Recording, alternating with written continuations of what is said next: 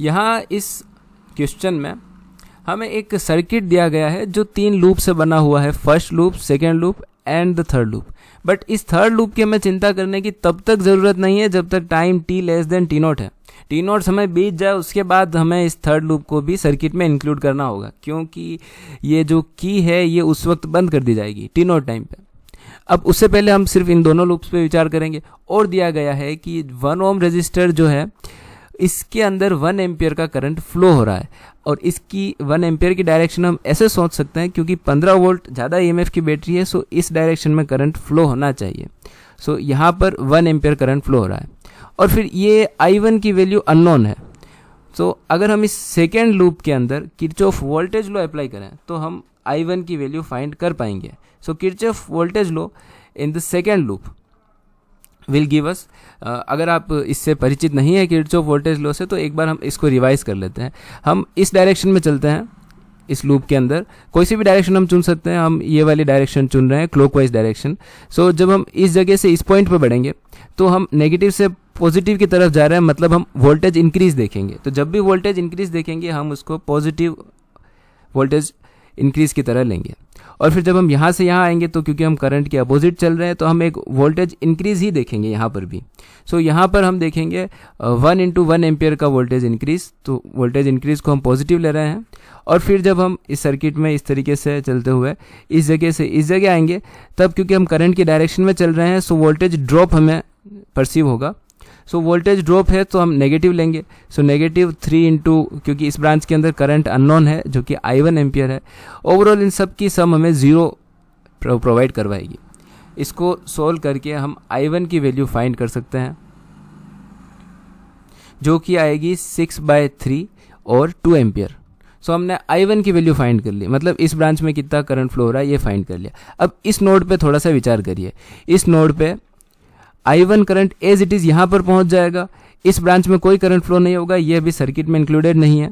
सो I1 current जो कि है 2 एम्पियर, सो 2 एम्पियर करंट इस नोड की तरफ आ रहा है, और इधर से 1 एम्पियर करंट इस नोड की तरफ आ रहा है। तब किरचॉफ वोल्टेज लॉ कहता है कि जितना करंट किसी नोड पे आता है उतना ही वहाँ से जाना भी चाहिए। सो 2 + 1 दैट इज 3 एम्पियर करंट ऊपर फ्लो होना चाहिए। सो इस ब्रांच में 3 एम्पियर करंट फ्लो होगा। अब हम फर्स्ट लूप के अंदर किरचॉफ वोल्टेज लॉ लगा देते हैं। सो फर्स्ट लूप के अंदर जब हम KVL अप्लाई करेंगे, सो हमें फिर से हम यहीं से शुरू करते हैं। यहाँ से जब हम यहाँ पहुँचेंगे हम वोल्टेज इंक्रीज देखेंगे। सो हम लिखेंगे +15, और हम करंट की डायरेक्शन में चल रहे हैं, सो इस रजिस्टर से पोटेंशियल ड्रॉप होगा और हम लिखेंगे -3R। और फिर हम जब यहाँ से यहाँ आएंगे तो भी हम करंट की डायरेक्शन में चल रहे हैं, फिर से वोल्टेज ड्रॉप होगा 1 का, और फिर प्लस से माइनस अगेन वोल्टेज ड्रॉप -5 का। ओवरऑल सबकी सम 0 होनी चाहिए। सो यहाँ से आप R की वैल्यू फाइंड कर सकते हैं, जो कि आएगी 3R = 9 और R = 9/3 विच इज़ 3 ohms। सो हमने 2 ऑप्शन के बारे में पता लगा लिया। R1 की वैल्यू बिल्कुल 3 ओम है और I1 की वैल्यू 2 एम्पियर है। सो ये दोनों चीज़ें हमने चेक कर ली। अब थर्ड पार्ट हम चेक करते हैं। अब हमें इस कैपेसिटर के बारे में और इस थर्ड लूप के बारे में सोचने की ज़रूरत पड़ेगी। अब बात करते हैं थर्ड पार्ट की, जब समय बीतता बीतता t > t0 हो चुका है। मतलब जैसे ही t0 से टाइम बड़ा हुआ तब हमने इस की को बंद कर दिया है, मतलब हमने इस थर्ड लूप को भी सर्किट में इंक्लूड कर दिया है। अब कैपेसिटर चार्ज होना स्टार्ट हो जाएगा। अब जैसे जैसे कैपेसिटर चार्ज होता जाएगा करंट की वैल्यू लगातार घटती जाएगी, और करंट की वैल्यू घटती है I = I0 एक्सपोनेंशियल -t/τ के अकॉर्डिंगली, जहाँ पर τ टाइम कांस्टेंट है और इसकी वैल्यू होती है RC।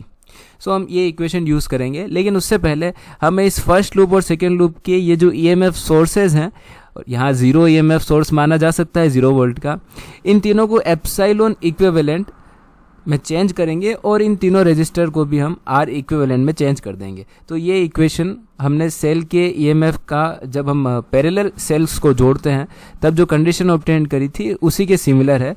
So E equivalent upon R equivalent is E1 upon R1 which is R plus E2 upon 1 ohm plus E3 जो कि यहाँ पर 0 वोल्ट है डिवाइडेड बाय 3 ओम्स। सो इसको हम सोल्व करेंगे तो हमें मिलेगा epsilon equivalent upon R equivalent क्या होगा, ये तीनों का पैरेलल कॉम्बिनेशन होगा। सो R पैरेलल 1 पैरेलल 3 और आर की वैल्यू हमने पहले ही ऑब्टेन कर ली थी। आर की वैल्यू हम ऑब्टेन कर चुके हैं 3 ओम, जो कि फर्स्ट ऑप्शन है, फर्स्ट सेकेंड ऑप्शन सही है इसके। सो 3 ओम्स जो है वो आर की वैल्यू होगी। सो 3 पैरेलल 1 पैरेलल 3 जब हम करेंगे तो हमें इसकी वैल्यू मिलेगी 3/5 ओम। ये आप खुद कंफर्म कर लीजिएगा। यहाँ पर आपको मिलेगा 3/5 ओम्स।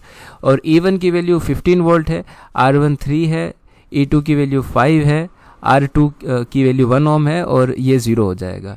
फिर इसको सोल्व करने पे एप्सिलॉन इक्विवेलेंट की वैल्यू आपके पास आएगी ओवरऑल पूरा सोल्व करने पे 6 वोल्ट। सो ये जो एप्सिलॉन इक्विवेलेंट है ये 6 वोल्ट का है और R इक्विवेलेंट की वैल्यू 3/5 ओम्स है। सो इस R इक्विवेलेंट की वैल्यू 3/5 ओम हो गई। और इस सर्किट के अंदर फ्लो होने वाला जो करंट होगा उसकी वैल्यू होगी I = I0 e⁻ t bye, और टो की वैल्यू RC होती है। सो इतना करंट इस सर्किट के अंदर से फ्लो हो रहा है। यहाँ पर आपको वैल्यूज लिखनी पड़ेगी। I0 मैक्सिमम करंट है। मैक्सिमम करंट तब फ्लो होता है जब इनिशियली कैपेसिटर पे 0 चार्ज हो, और मैक्सिमम करंट की वैल्यू होती है सीधे सीधे epsilon equivalent divided by total जो रजिस्टर है, R कैपिटल कर देते हैं, R इक्विवेलेंट। सो एप्सिलॉन इक्विवेलेंट तो यहाँ पर 6 वोल्ट्स है और R इक्विवेलेंट टोटल रेजिस्टेंस होगा, जो कि क्योंकि यहाँ पर 3 ओम ये भी इंक्लूड होगा। सो 3/5 + 3 ओम ये दोनों सीरीज में कनेक्टेड हैं। सो इसको सोल्व करने पे आपको I0 की वैल्यू मिल जाएगी 30/18। सो ये मैक्स करंट की वैल्यू है। और टाइम जब बीतते जाएगा तब, अब जैसे इसने कहा था कि T0 + 7.2 माइक्रो सेकेंड पे हमें इसके अंदर करंट फाइंड करना है। सो ये इसकी वैल्यू होगी I0 की जगह आप लिख देंगे 30/18 और एक्सपोनेंशियल -t की जगह आप लिखेंगे 7.2 माइक्रो सेकेंड्स या इंटू 10⁻⁻6 कर दीजिए, सेकेंड में कन्वर्ट कर दीजिए। रेजिस्टेंस की वैल्यू यहाँ पर आप इक्विवेलेंट रेजिस्टेंस लिखेंगे जो कि आएगा आपके पास 3/5 + 3 विच इज़ 18/5। सो यहाँ 18/5 लिखिए। इनटू कैपेसिटेंस की वैल्यू 2 माइक्रोफेरेड्स है, जिसको आप 2 × 10⁻⁻6 कर सकते हैं इन SI यूनिट्स। ये पूरा सोल्व करने पे आपके पास आएगा 30/18 एक्सपोनेंशियल -1 e⁻⁻1 की वैल्यू आपको गिवन है 0.36। सो ये और आप पुट कर दीजिए और इसको जब आप सोल्व करेंगे तो फिर आपको वैल्यू आएगी, हमारा थर्ड ऑप्शन 0.6 एम्पियर इसको सोल्व करने पे मिलेगा। So third option is also correct. अब हम फाइनल ऑप्शन चेक करते हैं। यहाँ पर चार्ज ऑन द कैपेसिटर पूछा है। सो चार्ज ऑन कैपेसिटर निकालना तो बहुत ही आसान है। आप Q = CV का यूज़ कर सकते हैं। अब T is greater than T0 पे, और जब टाइम इन्फिनिटी की तरफ बढ़ रहा है, मतलब सफिशिएंट टाइम के बाद कैपेसिटर कितना चार्ज हो जाएगा ये पता लगाना है। तो सफिशिएंट टाइम का अर्थ है कि कैपेसिटर फुल्ली चार्ज हो चुका है। सो फुल्ली चार्ज होने की कंडीशन में कैपेसिटर एक ओपन सर्किट की तरह बिहेव करता है, और जब यहाँ पर अगर हम ओपन सर्किट माने तो इसके अक्रॉस जो पोटेंशियल होगा वो उतना ही होगा जितना बैटरी के ऊपर है। सो Q = CV हम यूज़ करेंगे। यहाँ पर कैपेसिटेंस होगी, कैपेसिटेंस की वैल्यू 2 माइक्रोफेरेड गिवन है, इनटू पोटेंशियल होगा, इस कैपेसिटर को ओपन सर्किट से रिप्लेस कर दीजिए तो 6 वोल्ट ही हमारा पोटेंशियल होगा। सो इसको सोल्व करने पे हमें मिलेगा 12 माइक्रो कूलम। सो चार्ज की वैल्यू भी यहाँ पर सही दी गई है। सो चारों ही ऑप्शन सही है।